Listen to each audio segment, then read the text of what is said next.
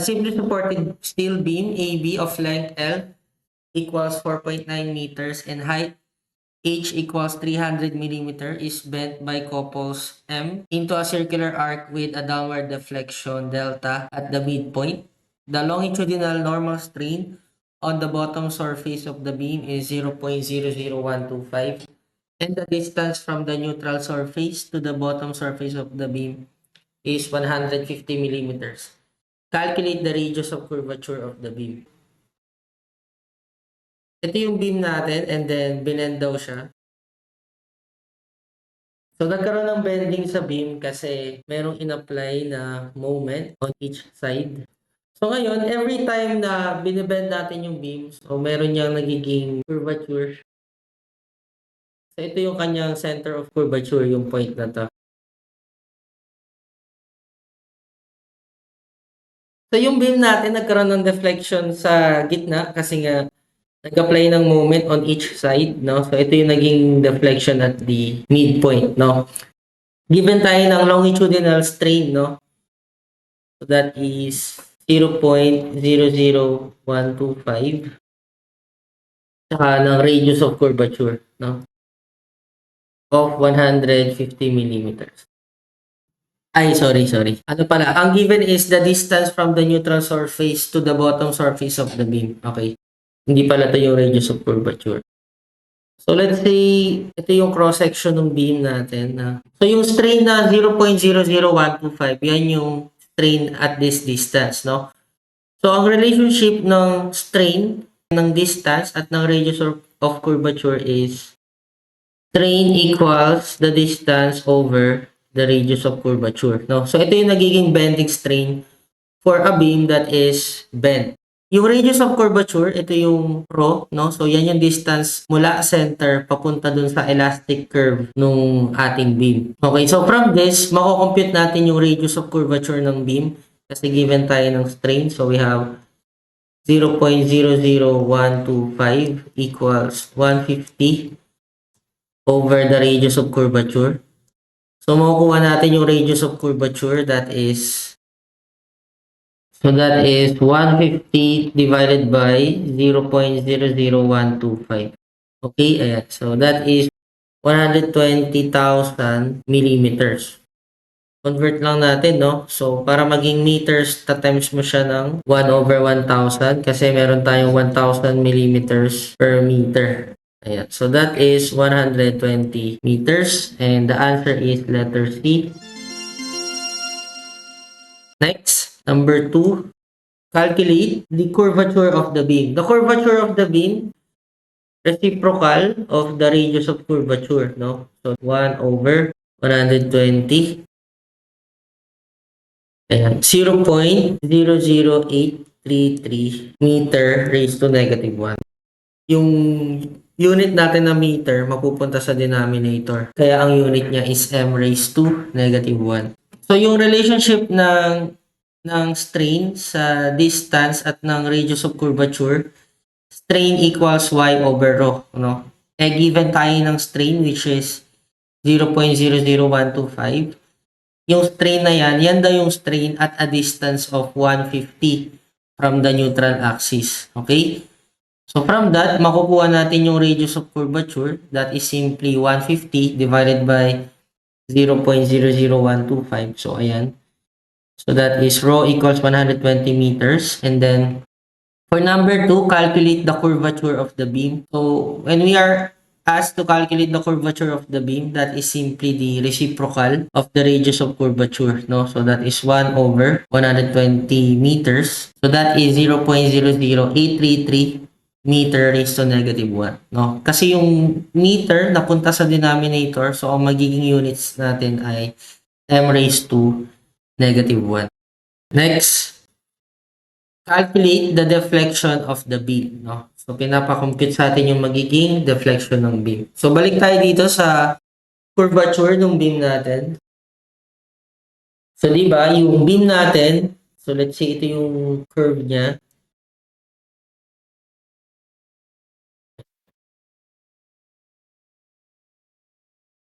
Ito yung radius of curvature na na-compute natin, no? And then, ito yung neutral axis ng beam. Okay? So, pinapakompute sa atin yung deflection at the midspan. If we're going to connect a horizontal line right here, so ito yung ating deflection at the midspan. Okay? So, if that is the case, notice that if we will draw a perpendicular line mula dun sa center of curvature hanggang dito sa midpoint, so makaka-form tayo ng right triangle, no? So, ngayon, yung side na to, so itong vertical side, so we can get this by subtracting the deflection of the beam. So, that is rho minus the deflection of the beam, and then ito yung ating radius of curvature. Itong triangle, i-re-redraw ko siya para mas makita natin. Ayan. So, if this is rho minus the deflection. And then, yung angle, let's say this is theta. If you can notice, yung opposite side niya is yung kalahati nung length nung beam, no? Kasi di ba given tayo nung length nung beam, according to the problem, ang length ng beam is 4.9 meters. So, ito yung elastic curve ng ating beam, no? And then, di ba na-compute natin yung radius of curvature from this formula?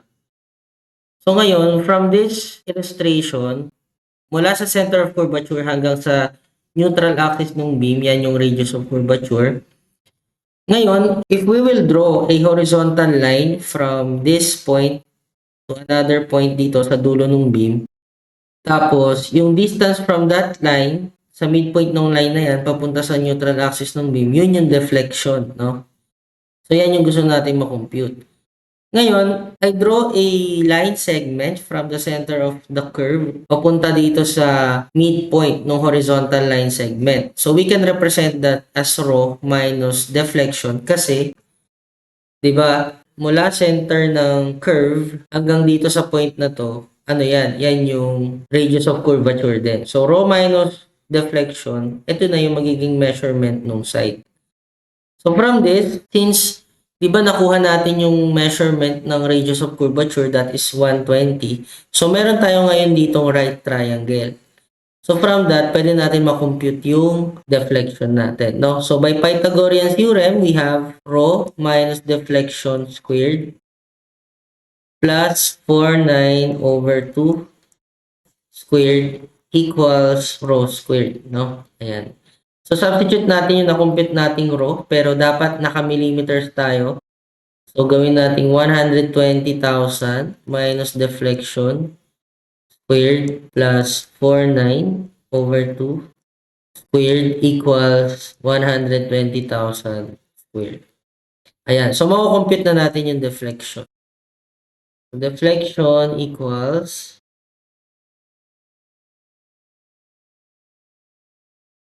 ayan. So, ang deflection is 25.013 millimeters. Malapit siya sa 24 mm. So, ito na yung sagot natin, no? Letter D. Okay, next. A high-strength steel wire with a diameter D equals 4 millimeters is bent around a cylindrical drum of radius 50 cm. The steel wire has a modulus of elasticity of 200 gigapascal and a proportional limit of 1,200 megapascal. Find the bending moment in the wire. So, ito yung ating wire. Binend yung wire, no? So, ito yung ating wire. So, binend siya and then ang naging radius of curvature measured from the center papunta dun sa edge ng wire. That is given as 50 cm, no? Or 500 mm. So, calculate the bending moment. Okay? So, we have the relationship between the radius of curvature and the bending moment. That is 1 over rho equals m over EI. Okay? So, we can get the bending moment by substituting to this formula. So, 1 over rho, pag sinabi nating rho, that is the radius of curvature. Pero dapat, ang pagsukat ng radius of curvature mula sa center ng curve hanggang sa neutral axis lagi nung member na binibend natin. So, ito yung neutral axis ng member na binend natin. So, kung ito yung neutral axis ng member na binend natin, so from here, papunta dito sa neutral axis dapat yung pagsukat. So, dadagdagan pa natin ng kalahati ng diameter ng steel wire. So, ibig sabihin, 500 plus 4/2 yung measurement talaga ng actual radius of curvature. And then, equate natin yan sa bending moment over E. Modulus of elasticity, it is given as 200 gigapascal. So, we have 200,000 times the moment of inertia. Cross-section natin is circle, no? So, pag nag-pass tayo ng cutting plane dito, so, ang makikita natin cross-section ng ating member ay circle, na ang radius ay, so kung ang diameter ay 4, ang radius ay 2 mm. So, substitute lang natin, moment of inertia ng circle, di ba, pi over 4, r to the 4th. Therefore, makakompute na natin yung bending moment. That is, yeah. So, this is now the bending moment. 5,006.522. 522,157. Yan. So, convert lang natin to into Newton meter. So, this will become 5.01 kilonewton meter. Okay? And that is letter A. Next naman natin is bending stress. Find the maximum bending stress in the wire.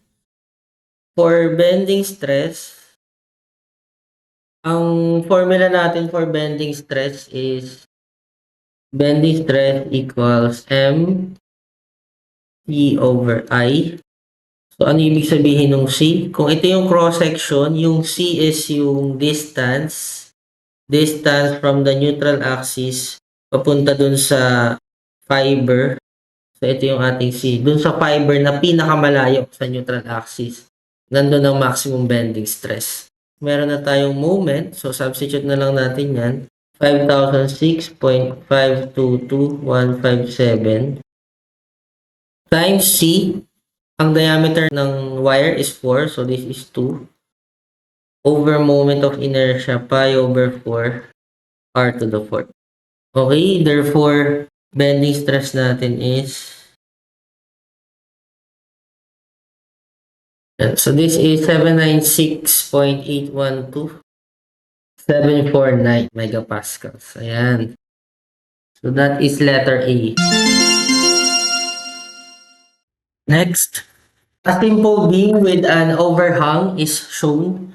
A uniform load with an intensity Q equals 6 kilonewton per meter acts through the length of the beam, and a concentrated load P equals 28 kilonewton acts at a point 3 meter from the left hand support. Uniform load Q includes the weight of the beam. The beam is constructed of structural glued and laminated timber, has a cross-section width of B equals 140 millimeters, and has a height of 580. Calculate the maximum tensile stress in the beam due to bending. To solve for the maximum tensile stress, so yung tensile stress na yan, that is the flexural stress in tension na nade-develop sa beam. So before we can solve for that, kailangan alam muna natin yung maximum moment for this beam. To identify the maximum moment, kailangan hanapin natin yung maximum moment. Ipa-plot natin yung shear and moment diagram for this beam.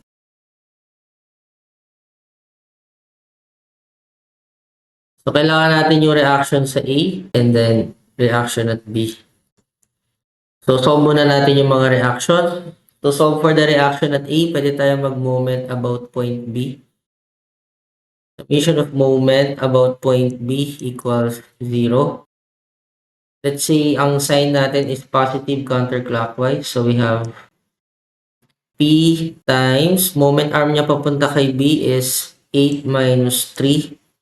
And then, yung distributed load, 6 times 10. And then, ang moment arm nung resultant ng distributed load, so, nasa gitna. Kung nag-act yung distributed load sa buong length ng beam, so, ang resultant nung distributed load at a distance of 5 meters from A. So, ang moment arm niya papunta kay B is 8 minus 5. And then, minus R sub A. Ang moment arm naman ni R sub A papunta kay B is 8 equals 0. So, substitute yung value ni P, 28. So, makukompute na natin yung reaction at A. That is, so R sub A is 40 kilonewton. Okay, so plot na natin yung shear and moment diagram. So, start tayo sa 0, then 40. And then from this point, papunta dito sa location ng concentrated load, meron tayong distributed load. So, kailangan natin i-subtract yung distributed load. So, 40 minus 6 times 3. So, ito na yung value ng shear at this point. So, that is 22. And then, at this point, merong concentrated load na 28. So, bababa tayo. So, ang magiging value na ng ating shear is 22 minus 28. So, that is negative 6. And then, from this point, papunta sa point B, meron ulit distributed load. So, ima-minus natin yan. So, negative 6 minus 6 times. So, that is acting for a length of 5. So, magiging negative 36. Then, at point B, meron tayong concentrated load, the R sub B. Hindi pa natin na-compute yung R sub B previously. So, compute natin. Summation forces along the vertical. We have R sub A plus R sub B minus P minus 6 times 10 equals 0. Substitute natin yung value ni R sub A and ni P. 40 minus 28. So, makukuha natin yung reaction sa B. That is 48 kilonewton. From this point, aangat tayo ng 48 kilonewton. So, ano yung magiging value ng shear? Negative 36 plus 48. So, that is 12 kilonewton. And then, from this point, meron tayo ulit distributed load. So, ima-minus natin 12 minus 6 times 2. Ayan, 0 na. Therefore, this is now our shear diagram. Ayan. So, meron na tayong shear diagram. So, the next that we will do is yung moment diagram. So, start tayo ulit at point A. So, from point A, meron tayo ditong area ng shear diagram. So, para makompute yung moment sa next point, so yung moment natin about point P, that is moment from the previous point A plus area ng shear diagram. So, in this case, ang area ng shear diagram natin ay trapezoid. So, that is 3 over 2 times 40 plus 22. So, ang M sub A is 0. 0 yung moment natin sa A. So, magiging 93 kilonewton meter. And then, from this point, papunta dito, meron tayo ulit shear diagram. So, yung moment natin at point B, that is moment from the previous point, minus area naman ng shear diagram from point P to point B, minus kasi nasa negative side yung shear diagram. So, we have 5 over 2, 6 plus 36 equals, that is negative 12. Ayan. So, negative 12 yung moment natin dito. So, negative 12. This is 93. This is negative 12. And then, finally, moment at C, moment from the previous point, negative 12, plus area of the shear diagram. So, ang dimension ng ating shear diagram is 12 by 2. So, plus 12 times 2 over 2. So, therefore, the moment at C is 0. Okay? So, nag-0, ibig sabihin, tama yung ating shear and moment diagram. Yung degree ng shear diagram natin is first degree. And then ito, second degree yung moment. Okay? So, alam na natin yung maximum moment. That is 93. So, we can now solve for the problem. Maximum tensile stress. So, yung maximum moment natin is positive 93. So, meaning, ang itsura ng bending ng beam natin is pa ganito. So, ang natetension is yung bottom ng beam. Yung bottom ng beam, ang under tension. Compression naman yung itaas. So, maximum bending stress in tension is MC over I. Ang moment natin is 93. Gusto natin naka Newton millimeter. So, times mo yan ng 1,000 squared. C, take note ang cross-section natin is rectangle with dimensions 140 by 580. So, from the neutral axis, sabi natin, ang natitension is yung bottom. So, ang distance from the neutral axis papunta sa bottom is 580 over 2 divided by the centroidal moment of inertia. So, that is 1 over 12 BH cubed. Okay, so this is now the maximum tensile stress. Yeah, so that is 11.85 megapascals. So that is letter A. Mali, letter D pala, sorry. Ayan, okay?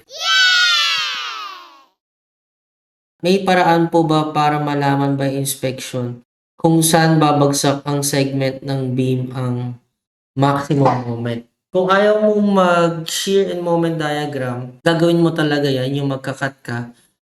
Kaso, you have 3 segments to investigate kung nasaan yung maximum moment. Katulad dito sa problem na to, yung location ng concentrated load P is at a distance of 3 meters. So, meron kang segment dito. So, this is one segment na magkakat ka tapos magsosolve ka ng moment. Then, dito from the concentrated load papuntang reaction, another segment yon. And then, yung last segment is yung sa dulo, yung BC. Ngayon, for the location of the maximum moment, usually, nandun siya sa location ng mga concentrated loads. No? Kapag ang beam ay subjected sa magkasabay na distributed load at concentrated load, yung location ng mga concentrated load, nandun usually yung maximum moment. So, pwede kang mag-cut.